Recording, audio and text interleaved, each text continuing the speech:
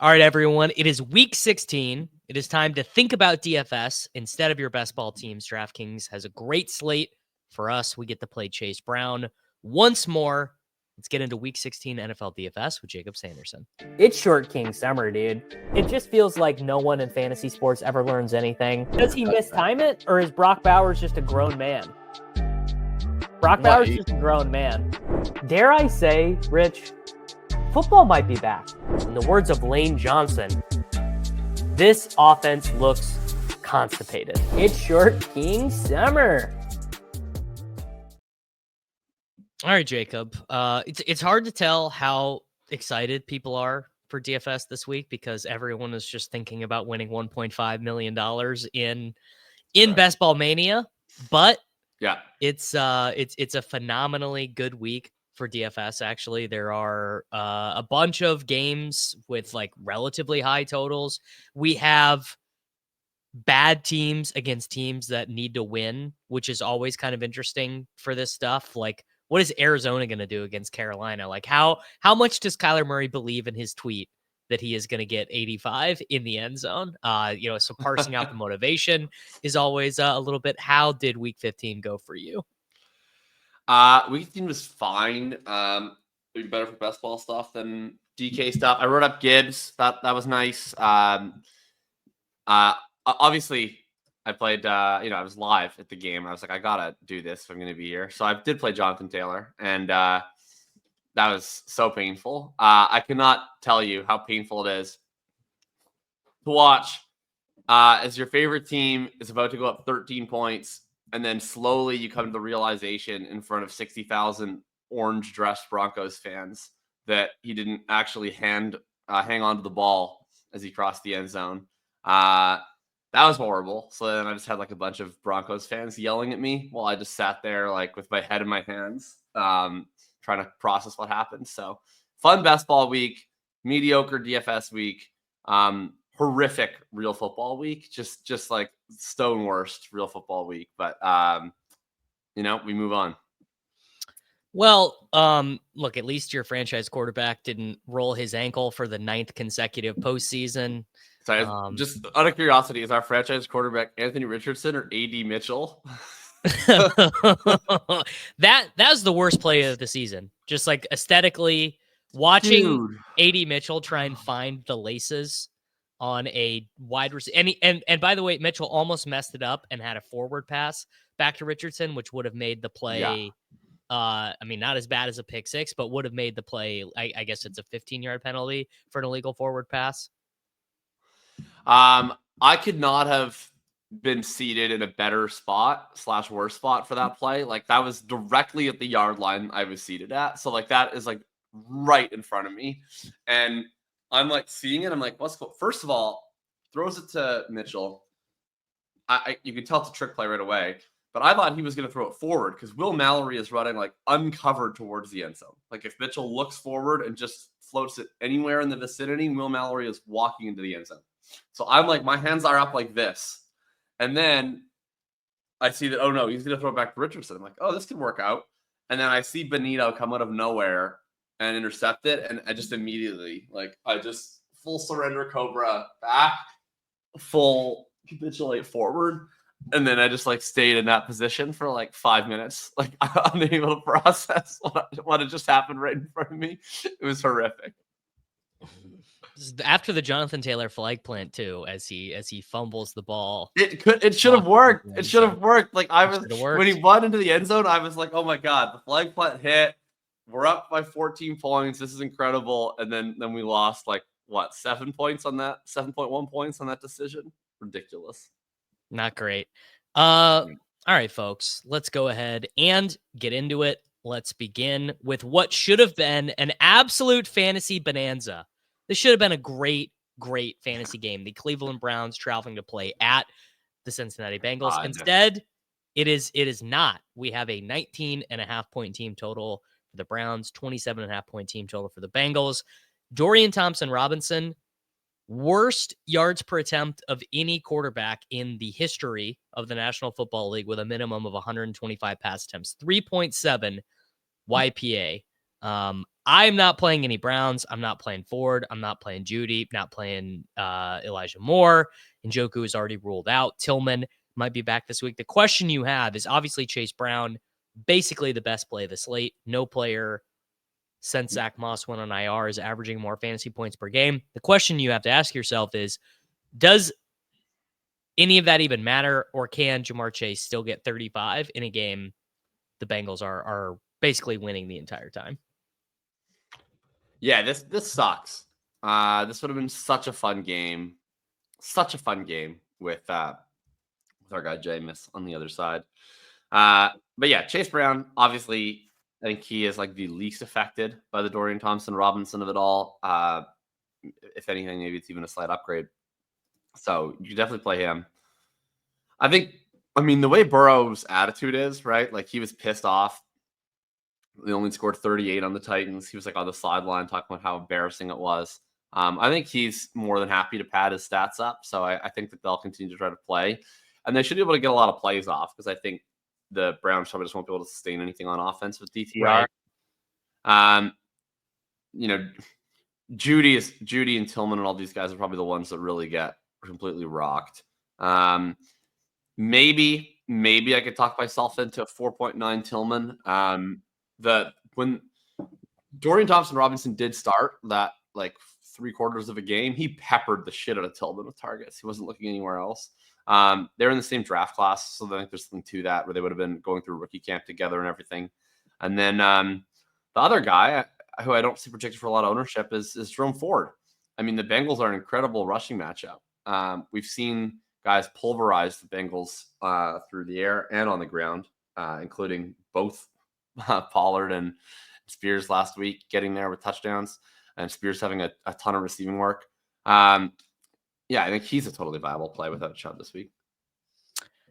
Yeah, I don't know if I'll get there. I think for me, honestly, probably for me, it's just Chase Brown. I probably won't even do the T. Higgins, Jamar Chase thing. I mean, maybe like if the field really goes away from them, if we get to Sunday and T. Higgins is going to be 7% and Chase is going to be 5%, then I think you probably just can't ignore that fairly obvious ceiling. Yeah. But we'll see about that. Fairly interesting here. The New York Giants travel to play to the Atlanta Falcons, who are still fairly technically alive for the postseason. I believe they have to win out to get over the Buccaneers, but that includes a game against the Buccaneers. Michael Penix starting for the Atlanta Falcons, team total of 25.5. The Giants have a team total of 16.5. My first instinct for this game was Drake London just got elevated to like a potential Hall of Fame DFS play, because if Penix is, this is how you tell me if you agree with this. It's a pretty ballsy move to bench your quarterback who's making was $180 million in the middle of a season where you're very live to win the division and host a playoff game. None of these coaches are interested in being fired.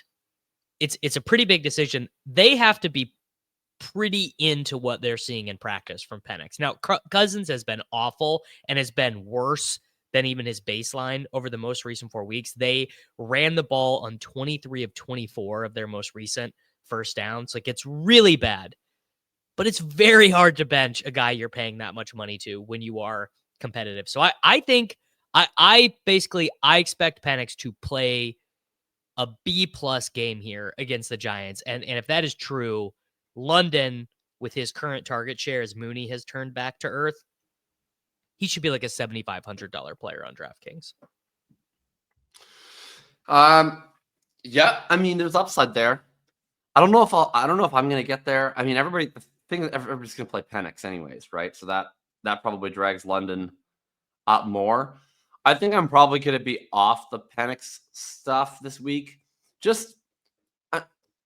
I think we're kind of in this mode where like Kirk was so bad, and it was so clear that it was worthwhile to find out what was going on in the mystery box, that don't you feel as though everybody's view of Penix as a player now is just way more favorable than what it was in April and May?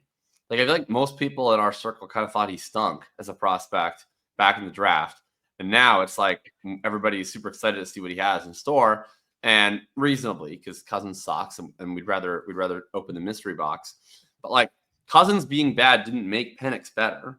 Arguably, Rome Odunze and Ryan Grubb being bad. I was gonna say Rome, Polk like not being able to beat out Kayshon Boutte, Grubb kind of, and until like the most recent 2 weeks, Jalen McMillan, the earning fewer targets than Sterling Shepard. We're like, oh, maybe it was just all Penix the whole time, which I'll include myself in that 87 IQ analysis where I was like, this is a terrible decision by the Falcons. And now I'm like, well, maybe it was a good decision by the Falcons. Yeah, so I think it's just, I don't know. I don't think I'm going to play it into ownership because obviously he can get there pretty easily and he can smash. But they're going against the Giants in a game that has a lot of meaning for them. So like, I don't think this is going to be like a let's let the rookie sling it around as much as he wants. No, I think this is going to be we're going to run Bijan a shit ton of times and get Penix comfortable, and then hopefully he is ready to rock it if we need him. Game plan. So I'll probably just play Bijan in this spot, and then hope that Penix does hit, but that he makes the offense a little bit better, runs a little bit more efficiently. They're able to score more points. I think most of that ends up going to Bijan Robinson. And I hope that the touchdowns go there, and then I can beat Penix somewhere on raw stealing a quarterback. See, I was thinking, because I think this ownership looks a little bit low on Bijan. My instinct was, if Bijan's going to be 19% and London is going to be 4 to 8%, I'd prefer to do London naked, do something else at quarterback, and just like, for example, London versus Neighbors. Neighbors is 61. London is 64.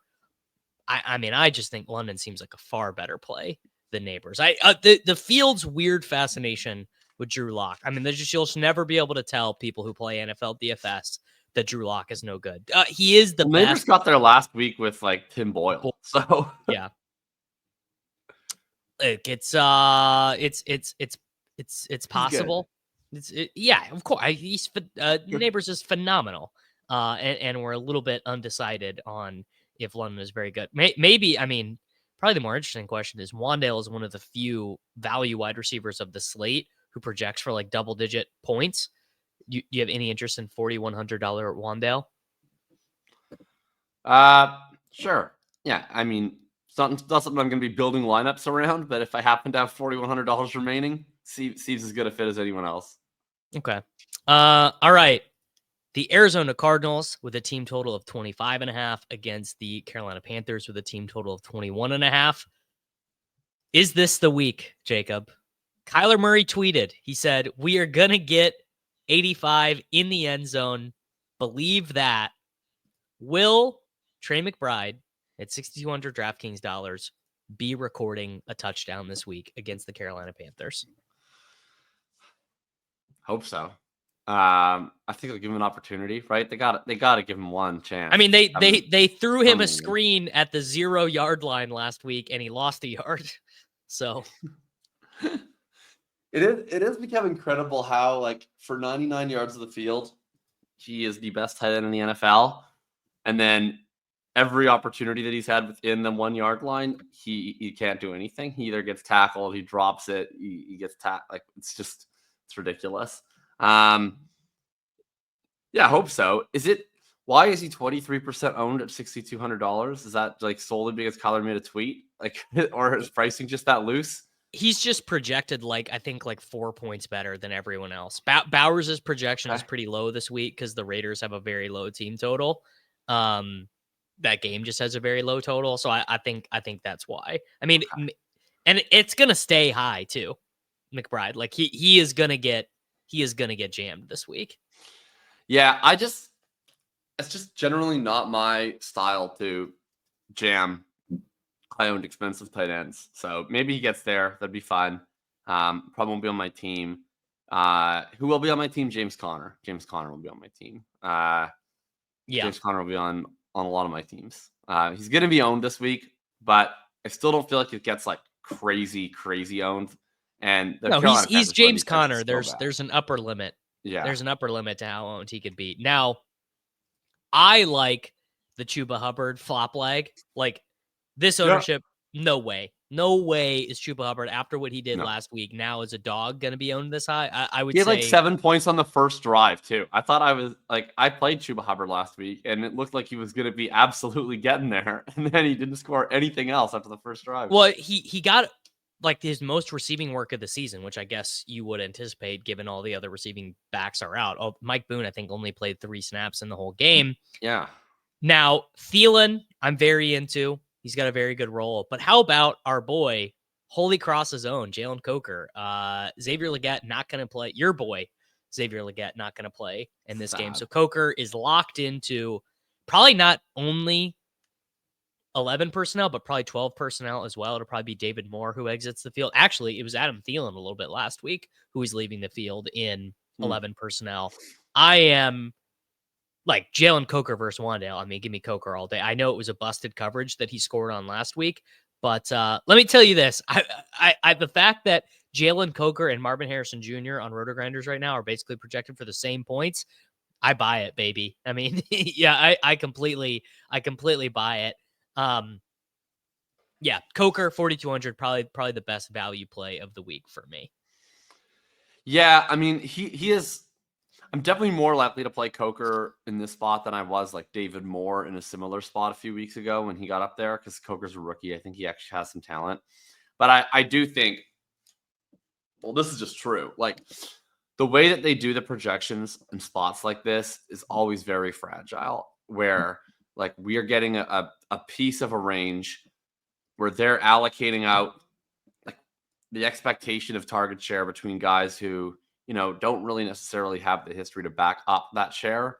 And one guy often just kind of sticks out to a point that is maybe inappropriate in terms of the ownership they wind up receiving when we play a weekly game. And like we saw that happen with Moore on this Panthers offense. I think there's a chance we see that with Coker this week, where it's like all of a sudden he's 20% owned. Like it could just be David Moore this week. Like and Sure. he's going to be at, you know, 15% of the ownership, and he's even cheaper. I think David Moore is gross. Like I would rather play Coker. I'm more likely to play Coker than I was. The theory guy, stuff. Yes. But from a theory perspective, like I don't think it's a great play to play like a Jalen Coker type into ownership. I think you play him when he's not the one that's getting sort of the favorable run of the projections. Can I interest you in Marvin Harrison Jr. leverage on Trey McBride? No, get out of here. I don't want to play so that bad. ball. All right, man. By the way, Christian Gonzalez last week. Absolutely. Yep. Oh man, best cornerback in the NFL. I think you were probably right about this one. Absolutely strapped his ass up. All right, the Detroit Lions, 27.5-point team total on the road, outdoors in the cold. It's going to be about 20 degrees in Chicago. I assume it will be a little bit windy, but probably no precipitation, which is Jared Goff's big downfall. Team total of 20.5 for the Bears. The question I have for you, Jacob, is can this be another Goff explosion, especially if they tilt away from the run game a little bit without Montgomery? Or is this game, there's just no need to get fancy? Jahmyr Gibbs gets 25 here. 10 out of 10 times they play this game, we just play Jahmyr Gibbs. What do you think? I love this game. The Lions defense is so screwed. They don't have anyone. They don't have anyone. They don't have anyone available, dude. It's unbelievable. Like, it's beyond cluster injuries. They had another season-ending injury last week. Two more on defense. Like, that's not even counting Montgomery. They had 2 more defensive starters, season-ending injuries. Carlton Davis and was it Akeem McDaniel, something like that? Yeah, one of their defensive tackles. It's crazy. So I mean, the Bears' offense is bad, but they were pretty reasonable against the Lions in the second half on Thanksgiving, and now they get a way worse Lions defense. It's just giving it up to everybody at this point. So I think they can keep pace a little bit in this game. I think the Lions at this point, like they know, we saw this with the onside kick. Like Dan Campbell is extremely aware that his defense is useless. Yeah. So he is coaching accordingly. Like he knows he has the best offense in the league and probably the worst defense in the league. And he's coaching as though every single drive needs to end with points. So they're going for it on 4th downs. They're doing onside kicks. They're doing they're doing trick plays. They're doing all sorts of crazy stuff. So like, to me, this is an incredible game environment. It's going to be a high variance game environment. Jahmyr Gibbs is, projection wise, like unquestionably the best play on the slate. And it's almost hard to see how he doesn't get there given how much usage the Lions give him. So I don't think I'm going to have the cojones to play this game without Gibbs. I'll probably just play not only Gibbs. Like I'll just make sure that I'm playing Gibbs with a bunch of pieces in this game because I think it could kind of go crazy. So I would do I would consider a Gibbs plus Goff plus whatever.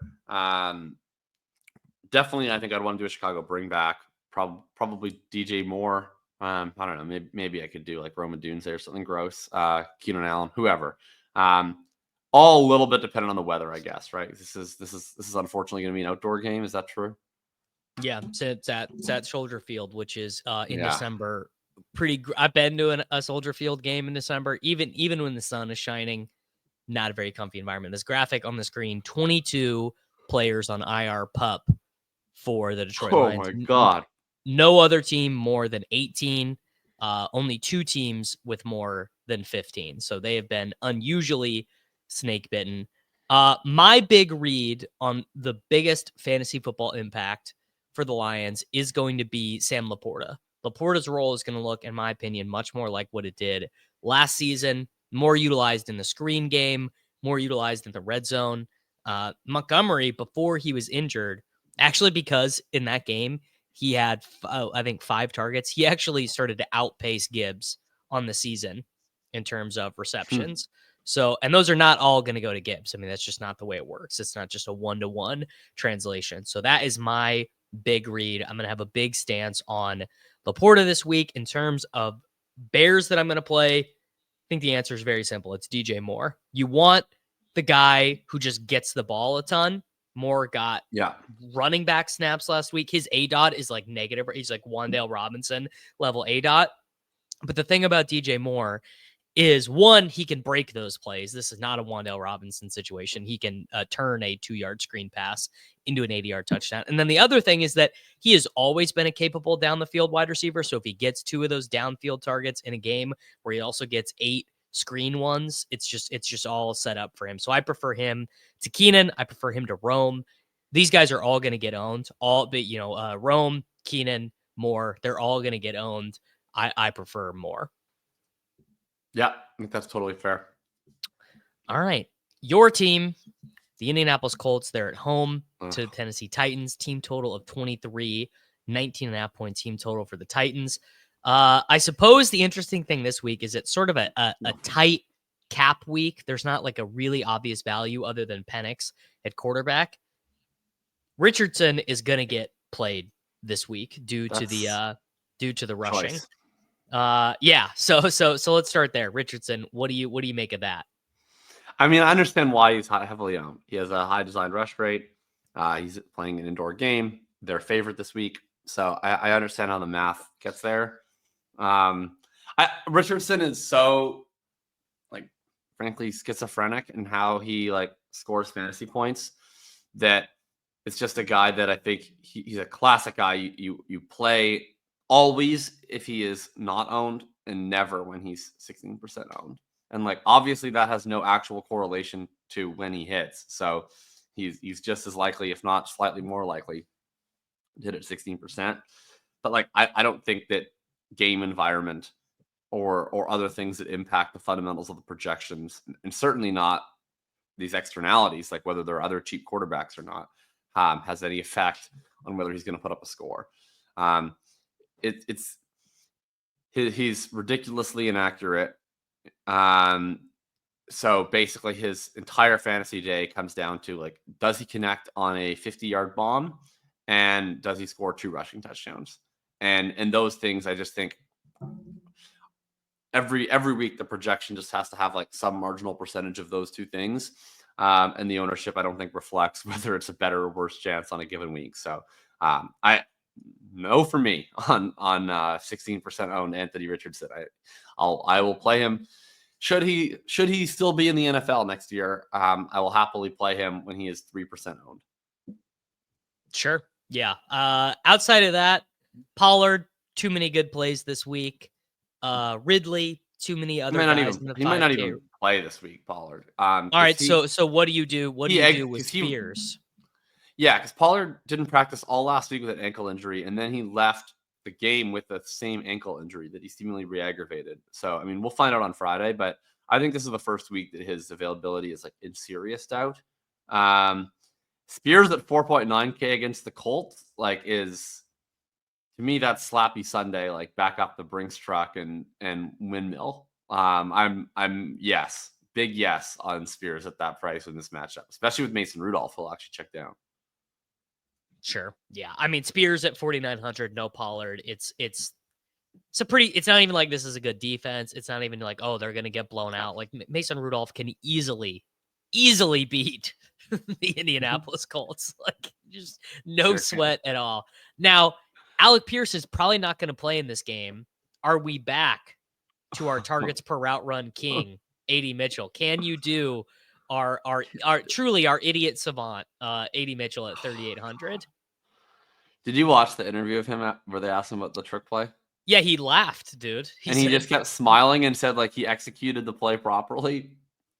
Yeah, Look, he seems. This is what people said about him before the draft. They said he was arrogant. They said he had a bad attitude. What was it? He's a type 1 diabetic and doesn't manage his insulin properly. That was a thing people said about him. Seems to all be true. I do George believe Pickens these say he reports. taught him everything he knows. No, he said that about Pickens. Yeah, he said I taught Pickens everything he knows. Oh, great. Yeah. Look, you don't come here for my Colts fan cope. You come here for my objective DFS analysis. Objectively, assuming he doesn't get like benched for disciplinary reasons, he is a very good play at 3.8K, probably without Alec Pierce. He's benched from my DFS squads for disciplinary reasons, but he doesn't need to be benched from yours. Yeah. Yeah. Fair enough. All right. The Los Angeles Rams against the New York Football Jets. Continual must-win spots for all the teams in the NFC West, I guess, other than the 49ers. Puka looks like the, I don't know, what's a good style comp? Anquan Bolden with more juice, maybe. It's a good style comp for Puka. Kyron, phenomenal. Actually, Kyron at 7.2 is like unbelievably good. I will not be going back to the Devontae Adams well at 7.1 at peak ownership. I believe he had 0 points at half, 16 points with 4 minutes left in the game. If I do feel the need to go this way, I will be doing the you could not go more 80 IQ than this, but Garrett Wilson and Cooper Kupp as leverage against their much more owned and more expensive teammates. And then no Breece Hall at all. He's in a 3-way timeshare now, barely playing. What do you got on this game? Well, I think Breece Hall might be interesting because the quotes were that that Breece is further along than Braylon, so it sounds like Braylon might not play this week. And then Isaiah Davis is also injured, but he I think is the most likely of the three to play. So probably a 2-way timeshare for Hall this week if you wanted to. But it looks like he's going to be owned, and that just seems very, very fragile. So no for me if he's owned. I agree with you on the Garrett Wilson stuff. I'm ideologically opposed to playing Cooper Kupp, but I completely understand the thesis of that play and how that gets there. Puka's like dominance of the Rams targets is getting crazy. Like he still got there in the worst game ever on Thursday night. He still put up 16 fantasy points. He put up like the only fantasy points that were scored that game. So I'm pretty excited about Puka against this Jets secondary that's been very terrible. If you can find ways to save salary, depending on how some of these injuries break, I would love to get him as many of my lineups as possible. And then Kyron's just like ran pretty cold for a while now.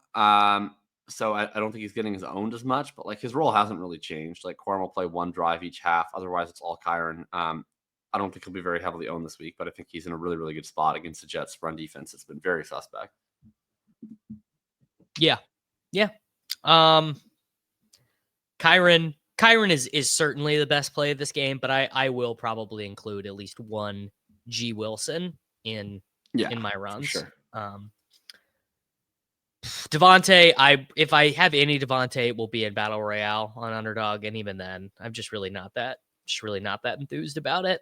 A game I'm a little bit more enthused about than the market, it appears, is the Philadelphia Eagles at the Washington Commanders. There's just this expectation. The Eagles, they suck all the air out of the games. They had a 22-play, 11.5-minute drive to end the game last week. AJ Brown got hip drop tackled. Saquon Barkley left for like a drive, came back. There's been no update this week. I don't expect he's in any jeopardy of missing, but I don't know, man. The Commanders are like more likely to play fun games. You could see like the exciting whites. They just don't know what to do with Jaden Daniels. Terry McLaurin actually catches one of these 60-yard touchdowns instead of just missing it. Like, I think this game, there's a very wide delta. Like, if you were to go in and alter the projections of this game and give each team 7 more plays, basically, everyone would look like a smash. Brian Robinson Jr. would look great. Yeah. AJ Brown would look great. Daniels would look great. Hurts would look even better. Barkley would look like. So I think if you're, obviously this game probably ends up disappointing, and I'm wrong, and the Commanders they're not ready for this stage. The Eagles win the 11th straight. No one on the team scores more than 20 fantasy points. That probably happens, but these ownerships are all very low for players that are phenomenally good and insanely concentrated offenses, Yeah. I think it's potentially pretty interesting. For sure. I think so. Last week we were marked safe from Saquon Barkley. We did get the media narrative. We did get AJ Brown and Devonta Smith getting there, Jalen Hurts getting there, all through the air.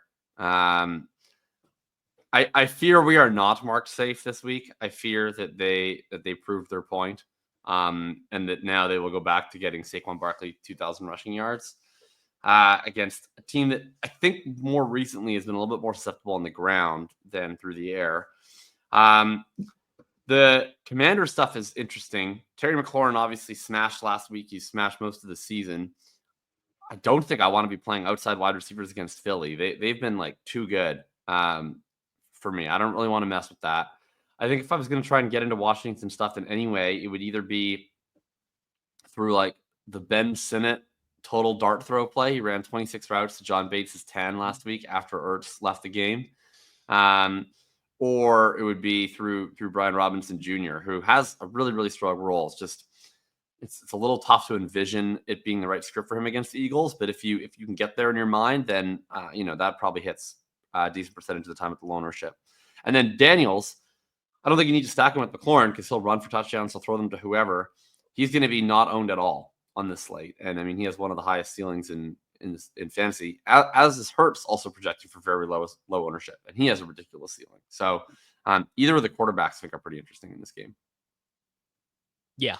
Ben Sinnott, Zach Ertz probably not going to play with a concussion. Ben Sinnott is our value. He's 2.8K.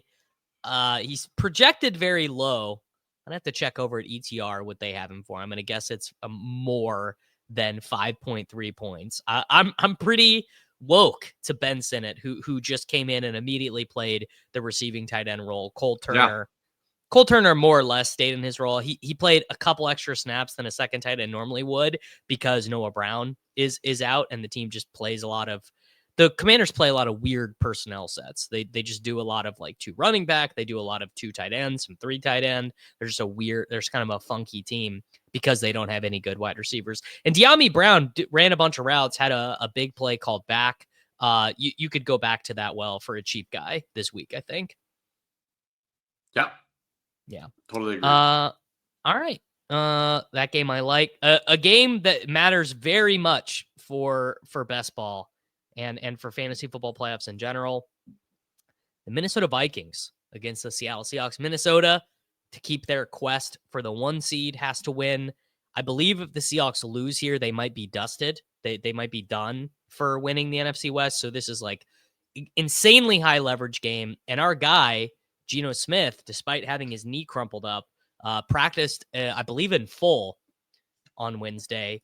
Yeah, JSN JSN is $6,000 DraftKings dollars. Zach Charbonnet is $6,000 DraftKings dollars. He actually did not practice on Wednesday with a groin injury, but Kenneth Walker did not either. Jordan Addison is 6.2. Hawkinson's 4.8. This is also a very sneaky DFS. This actually, even probably compared to Washington, Philadelphia, this is probably my favorite DFS game of the week relative to what the market has it down for. Yeah. I'm not even going to bother touching on the Seattle running back situation because that could be anything. That could be only Charbonnet, only Walker, or both, or neither. If it's neither, I guess I'll just say that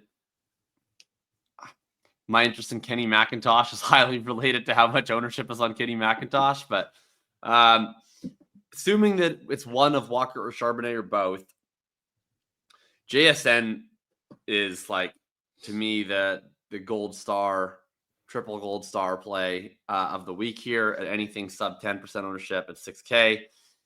Vikings defense all year. I mean, they come in with these crazy blitz packages. They leave the middle of the field open. Yep. Where you beat them is tight ends and slot receivers. Compound that with Brian Flores defense versus this Seattle offensive line is going to be disgusting. So I think Vikings defense is very much in play. But if they're going to have any success, it's going to have to be through the very quick passing game. And it's going to have to be Geno Smith getting rid of the ball immediately. And that's just going to be spamming choice routes to JSN.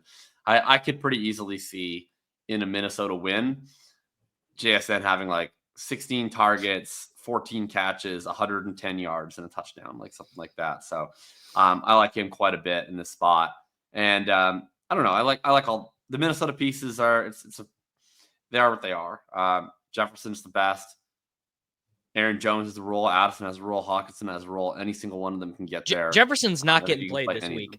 He's at the high end. People will play St. Brown or Chase instead of him. I think maybe I mean Tyreek is I guess not even that on the high end anymore. But yeah, I mean Darnold, Jefferson, JSN, bring back Charbonnet if Walker doesn't play, Walker if Charbonnet doesn't play. I mean these are good teams. This is maybe the rare afternoon game that does shoot out. They never shoot out, but maybe they never shoot out until last week, and then Detroit, Buffalo, a true all-timer.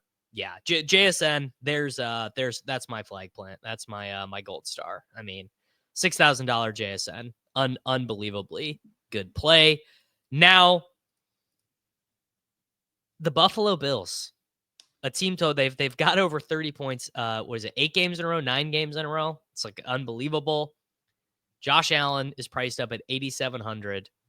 I guess if he doesn't get played, he's very strong. I tend to believe that this projected ownership is too low, just because how does a guy who just scored 50 fantasy points back-to-back weeks not get played?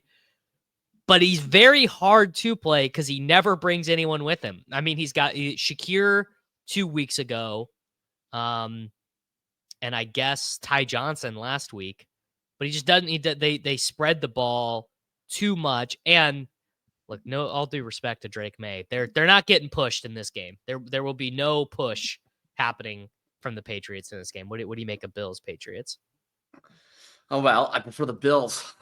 That's my hot take.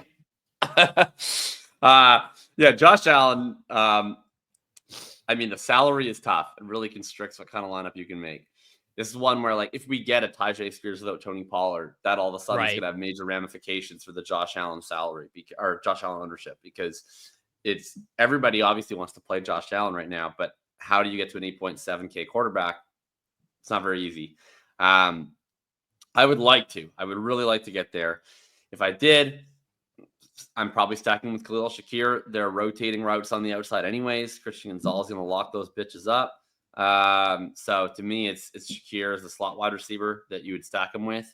Or I guess if you really just a disgusting person, you can play Dalton Kincaid. And then I don't know if you need to bring back, like, Buffalo has historically just ran up the score against the Patriots on numerous occasions in Josh Allen's tenure. I don't think that they need to be pushed at all to just pile up points repeatedly against these guys. But But if you were to play a Patriot, I don't know, probably Hunter Henry, I guess would be the only real viable one. Yeah, Drake May's doing his best out there, but it just doesn't really matter. No, it doesn't. Yeah, my instinct is probably to just assume that this is going to be a bad fantasy game. But like, if anyone was really cheap, like if James Cook was 6,200, if Khalil Shakir was 5,000, if Kincaid was everyone's just a little bit too expensive. Cooper, no interest. Coleman, no interest. Yeah, just absolutely. And if Josh Allen gets 32 points from Josh Allen this week might legitimately not be enough at 8,700.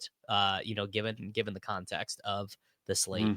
So I think you keep that in mind. All right, our beautiful son, Brian Thomas Jr. here. The Jacksonville Jaguars team total of 19.5. Raiders team total of 20.5.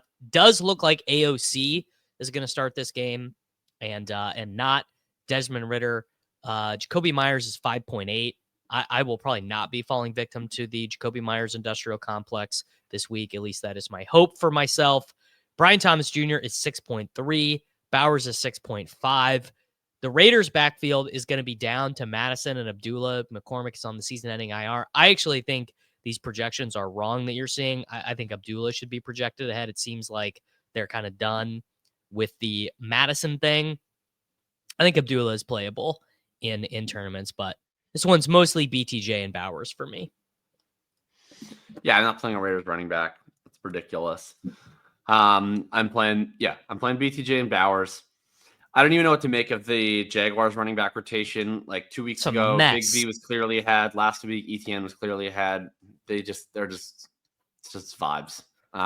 There's no rhyme or reason to anything. I don't think you need to mess with that. Yeah, I plan Bowers and BTJ, absolutely, even though they're going to be owned. And I think that's the only guys that are worth. Oh, I guess Brenton Strange is a totally fine play. He got a big price bump. Big price bump. I think he's fine at 3.5. He's been a top 12 tight end this year in points per game when Ingram's out. I suppose you just have to ask yourself, is that the type of guy you want to play as chalk? You know what I'm saying? I don't think he's going to be that chalky, is he? Like, I mean, maybe that's wrong. What we're looking at right now is 8%. No, he's going to be more like 15%, I think. Okay, well, I don't like because there's going to be some tight end and flex stuff that shows up in optimals this week. I mean, kind of as there always is, but this game is, I mean, honestly, it's just very likely to be a bad game. These are two bad teams. Yep. Mac Jones threw 46 times this week. I don't think he's going to be throwing 46 times this week. I don't imagine that's all right. I've been calling this the Darth Vader Luke Skywalker Bull. You know, we've got the chosen, I guess the chosen ones, right? Shanahan. I guess Kyle's dad it's Kyle's dad, Palpatine, in this universe. Kyle's dad is Palpatine, and then all of the various, you know, McVeys and KOCs and McDaniels, they are sort of the acolytes. You know, we've got Darth Maul, Asajj Ventress, Count Dooku. You know, you can assign those as you will. But the Miami Dolphins are playing at home to the San Francisco 49ers, a very low total relative to what you'd expect from these teams because they've been so goddamn disappointing. Yeah. Awful. Also a very meaningless game compared to what you expected from the team. I think technically the Dolphins are alive, like both these teams are not officially eliminated, but for all intents and purposes. I believe actually by the time this game kicks, the Dolphins could be. If there's a certain result in, I saw this tweet yesterday. There's a certain result in Chargers, Broncos, and Colts, Titans that can render this game meaningless. I think that could be wrong. Obviously, don't take my word for it. But I got two plays that I think are really strong here. Guerrero, I think, is phenomenal, and my guy Juwan Jennings, 5,900 DraftKings dollars. You have to grant the conceit that the Purdy we saw on Thursday night against the Rams is basically just not real. That was effectively an apparition. And if you grant that, then Guerrero and Jennings look very strong. Yeah, certainly. I think Those are the Garendo also missed with the hamstring on Wednesday, so there's I think some worry about him. Patrick Taylor Jr. What does Patrick Taylor Jr. cost on? Yeah, I don't know if DraftKings? like I can get to anyone behind him. Like he's only that's 5.2K. I don't think I'm playing that. That's gross. Yeah, I mean Keyshawn Vaughn would get some. Spellcheck would play some. I would rather play like Jerome Ford for $400 more than Patrick Taylor. Like that's just I don't know. Garendo I would play, obviously.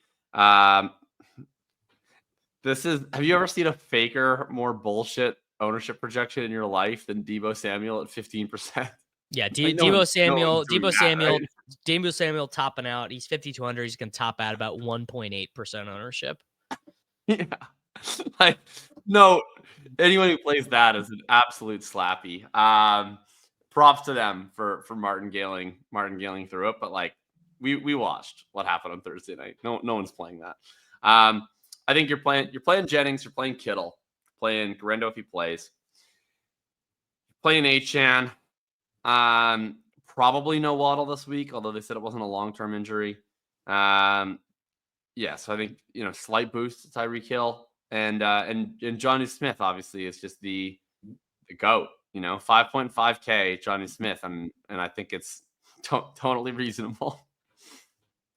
Sure. Yeah. I mean, how about Tyreek below 7,000 DraftKings dollars? No Waddle. Has not had a 30-yard reception since week 1. Yikes. I think it's Tyreek week. I'm calling it. It's Tyreek week. I think at 6,900 the 49ers defense has just been incredibly mediocre. There's no Waddle. The offensive line has been so bad.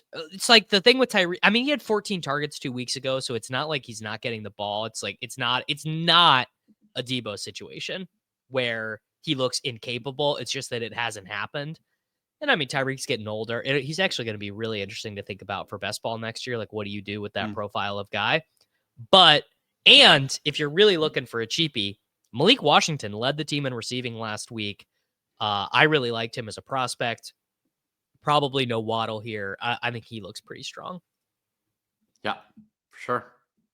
All right, Jacob, let's do it. Let's build a lineup, and I will let you go first. Let me sort by points per dollar here to give you a better look, and let's get after it. All right. Let's get started here with. Let's just do it. Let's get Gibbs in the lineup. Best play of the year. Truly, we're getting like two games of prime LaDainian Tomlinson from Jahmyr Gibbs. They have over 30 expected fantasy points per game out of the Lions' backfield, and I don't think Craig Reynolds and our guy Sion Vaki are getting that much of it. So lock in Gibbs. I literally got a name. I haven't heard that name in many years to bring it back to Star Wars Day. Someone mentioned Jermar Jefferson in my Discord this morning. And I literally thought, I was like, he's got to be 30. Like I was like, I wrote about this guy and wrote of his articles like 10 years ago. God, he's only 24. He's only 24. Yeah. And technically, I think is going to be activated. He's going to be activated to the roster this week. Now, I think Vaki, this is kind of neither here nor there, but Vaki very much seems like a Dan Campbell style guy. So I think he's going to get a crack. He just might be too slow. Like he really is like a very slow player. So we'll see. I will save us some money. I'm going to take Ben Sinnott. I think that he's a particularly good play if you assume the routes from last week repeat themselves, and I am comfortable making that bet. I will take Jackson Smith-Njigba. Yeah, there you go. How I love the slot roll. Minnesota Vikings, locking him in this week. All right. I also have him on all my advancing BBM, so I'm just wishing for it. All right, I'm gonna take Justin Jefferson then. I think he's gonna be under-owned this week. The Vikings are like. There's, it's been all this conversation all season has been, the Lions are the team of destiny. Dan Campbell, they're the face of the NFL. Why can't the country get behind another lovable loser franchise, the Minnesota Vikings? Why can Sam tell me why Sam Darnold can't be Jared Goff? I defy you. Commenters, listeners, you tell me what makes Sam Darnold so different from Jared Goff, where Nothing. we used to laugh. We used to point and laugh at Jared. When the Lions traded Stafford away for Goff, they were so mocked. It was unbelievable. You tell me why Sam Darnold can't be Jared Goff. There's no reason why Sam Darnold can't be Jared Goff. Absolutely no reason why he can't be. All right, so we have Jahmyr Speaking of Gibbs. Sam Darnold, let's play Sam Darnold. Yeah. This stack is going to be so underowned this week. It's going to be like whatever when Justin Freeman from Run the Sims puts out his like most underowned plays relative to optimal probability, Darnold, Jefferson is going to be super high on that list. Now, Seattle's defense is good, so I don't think it's like fait accompli that these guys smash. But I think they're both pretty strong. We should let's just play Chase Brown. Let's see if we can do it. We are going to have to scrimp at flex probably, but let's put Chase Brown in. Let's see what we've got for really cheap. Jets, Browns. There's got to be something. Let's do Giants for cheap defense. Why not? Michael Penix, rookie quarterback, making his first start. I like that. That's a good one. Yeah, a little bit of leverage. So now we have 4,400 left. All right. I don't think we have like. I mean, our running backs are going to be heavily owned, but no one else in this roster is heavily owned. So let's put in the cokehead. Yeah, let's do it. I was hoping we'd go in that direction. Now we have $4,700 left at flex. There should be a couple options down there. We've got Laporta, who I do like. We've got Abdullah. We've got Demario Douglas. Yeah, it would be Laporta. It would be Laporta double tight end team. Yeah, all right, sure. It would be. And this, by the way, I think this is a week to not be afraid of doing the double tight end. There's some weeks that have been bad to do it. I think it's perfectly cromulent to do the double tight end stuff this week. So Darnold, Gibbs, Chase Brown, JSN, Jefferson, Jalen Coker, Ben Sinnott, Sam Laporta, and the Giants defense. You could certainly go down from Laporta. You could go down from Jefferson to Addison, upgrade your flex here. You could play a cheaper running back than Chase Brown and play Hawkinson instead of Laporta. A lot of ways to make that one work. Let's do our gold star locks of the week, Jacob. Jack Smith-Njigba for me. Talked about him already. Be excited about the slot matchup versus Minnesota. He's become the focal point of the offense really over the last few weeks. I think they're going to have major protection issues. Need to get the ball out quick. So excited to play JSN in a game that honestly I think they're going to lose pretty easily. So I think we're going to get some comeback mode JSN. All right. Well, you stole mine, so I will go Sam Laporta as a little bit of leverage on Gibbs. And you know what? I'll give you guys a bonus one pending projected ownership. If in fact Trey McBride is going to be like you load up ownership on a Sunday morning and Trey McBride is projected 28% in small field and Bowers is 13%, just play Bowers because again, no disrespect to McBride. Yeah. Bowers is better, even if the surrounding context is worse. All right, there we go. What if people sign up to thinking right now, what can they expect to get over the playoffs and the offseason, Jacob? Yeah, so I'm still doing like running back ranks out on Saturday. I'm going to have a playoff best ball article out, I hope today. If not today, tomorrow. And then I will have more playoff best ball stuff every week, basically starting from this week through until that launches. I will have an FFPC playoff challenge article up once the seeding actually locks. Oh man, love that contest. Should any of my best ball teams make the finals, I'm sure I'll do a little write-up so that you can sweat along with me. And then once the season actually ends, I'll do a little like kind of recap season, reflecting on good takes, bad takes, etc.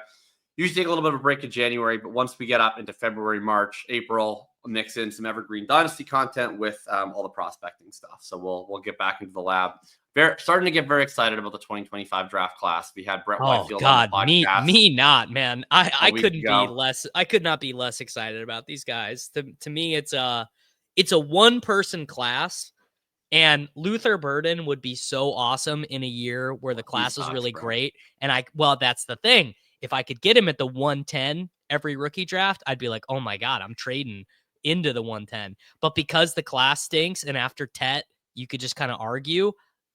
Isn't he going to be like the 1-4? He's going to be uncomfortably high. High. I think the early it's going to be Genty 1, Tat 2, probably Sanders and Ward 3 and 4. And Terrible, man. Just like, and then we're looking at just you get ready to learn Caleb Johnson, get ready to learn O'Marion Hampton. Yeah, this is a terrible dynasty class, Jacob. When we're talking about an Iowa running back being the 106, we are talking about you might go in the first round of the NFL draft. Hopefully not to the Kansas City Chiefs. All right, everyone. That is a preview of what you have to look forward to on thinking. And Iowa also, running back content coming soon.